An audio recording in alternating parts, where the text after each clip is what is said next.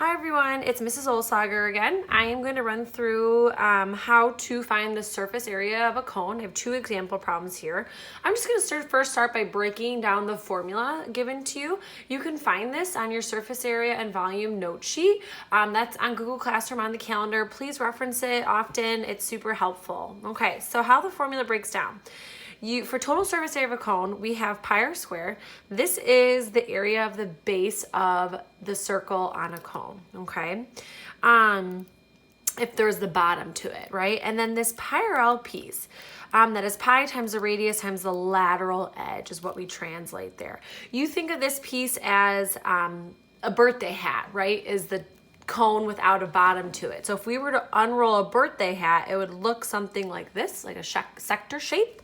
And the formula pi r l takes care of finding the area of that piece, okay? So that's just an overview of the formula. We're gonna use it to complete examples 1 and 2. Now, in very direct examples, you'd be given the lateral edge and the radius, and then it's just plug and chug, substitute in your formula, simplify, done, right? But a lot of the questions we're gonna ask you are to kind of have that forward thinking and just a step further. So here I am given a diameter of 12 and a height of 8, find the total surface area. Okay, so it means that this diameter of the base is 12, which then means my radius has to be 6. Okay, great.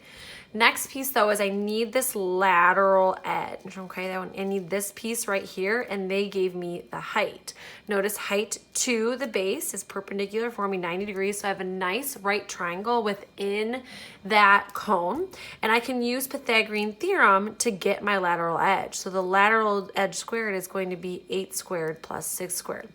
It's a nice Pythagorean triple, so the lateral edge here will be 10. Once I have the radius and the lateral edge, I can go ahead and substitute into my formula and simplify. So I have pi radius squared plus pi times the radius times the lateral edge, which is 10, okay? Common error is confusing the height of the cone with the lateral edge. Think of it as the lateral edge is sliding down the cone. The height would just be falling off a ladder. Don't do that. Okay, simplifying. We have this is 36 pi plus 60 pi, so my total surface area would be 96 pi units squared. Okay, that's the end of example 1. Example 2, something else. Instead of even just using a diameter to get the radius, they might give you something you have to work back from, right? Where this one, it says the area of a circle is, this circle is 25 pi units squared, and the height is 12. Okay, well, I know the area of a circle is equal to pi r squared, and my area is 25. So I'm just gonna go ahead, 25 pi. I'm gonna go ahead and solve for my radius here. Divide both sides by pi, right? That becomes 1. 25 equals r squared. So the radius is plus or minus 5, but we don't want a negative radius, so our radius is just 5, okay? So my radius is 5 here. And then once again, they gave me the height, awesome. I can do Pythagorean theorem again to get the lateral edge. Okay, once I made it easy for myself, another triple. So this lateral edge is 13.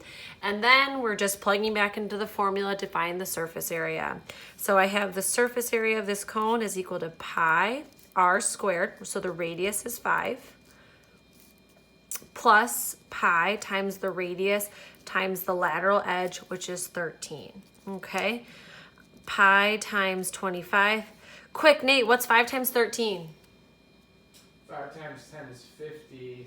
3 times 3 is 9. 59? Did you 59? No, honey, that's incorrect. Okay. 5 times 10 is 50. 5 times 12 is 60, so plus another 5 would be 65. Oh, yeah. Yeah. Okay. All right, another pop quiz, Nate. What's 25 plus 65? Hey, Google, what's 25 plus 65? Google didn't help you. It's 90. Okay, so our final total surface area is 90 pi units squared. Leave it in exact form. I hope these two examples were helpful. Take care, Saints.